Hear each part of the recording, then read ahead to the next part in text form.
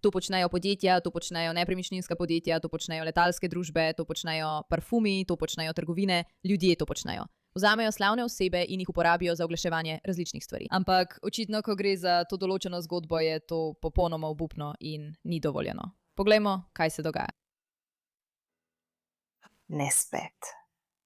Tako lepo. Kdo je odločil, da mora biti jutro tako zgodaj? Vstani. Zasi. Tudi moja kava potrebuje kavo. Srca so postila. Zbuditi se za jutranji tek je lahko brutalno. In vstani, zasi. Ampak to je cena, ki sem jo pripravljena plačati. Pesem posta duha. Ker ko pridem v park, me prevzame čista energija. Težko je razložiti. Pesem posta srca. Vem, če bi te zdaj vprašala, ko to gledaš, kje se ta oglas dogaja? Večina ljudi bi rekla, to zgleda kot New York. Mogoče je to, ne vem, kakšen res cool kraj, kot je Singapur ali kaj podobnega, ampak to zgleda res prefinjeno in lepo ter visoke klase in kakovosti. Res me zanima, kje na svetu se ta stavba nahaja. Prebudi se in zasi. Obstaja razlog, zakaj so najbolj ikonične stavbe na svetu ob parku. 51 Park, New York ali Herzlija, Izrael. 51 Park. 2 leti gradnje in skoraj 51 nadstropij. O parku Herzlija, zdaj v pogojih lansiranja. Zvezdica 356.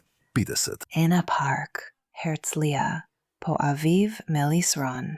Imam občutek, da ne boš mogla ugotoviti, zakaj so ljudje jezni zaradi tega oglasa. Meni je ta oglas všeč, mislim, da je cool. Mislim, da res postavi Izrael v zelo dobro luč in pokaže stran Izraela, za katero ljudje res ne mislijo, da je Izrael takšen.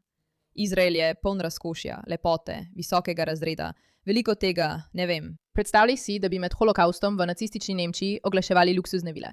To je raven neobčutljivosti, ki smo ji trenutno priča. Ker je Gwyneth Paltrow nastopila v novi kampanji za izraelski luksuzni stanovanjski projekt 51 Park v Herzliji. Tukaj že v njenih komentarjih ljudje pišejo, da podpira genocid. V redu, preberimo nekaj komentarjev, ker so ljudje res jezni. Ta komentar se mi je zdel resnično ogaben, a hkrati pokaže, kako nori so lahko nekateri ljudje. Iran, prosim, udari po 51 Park v Herzliji.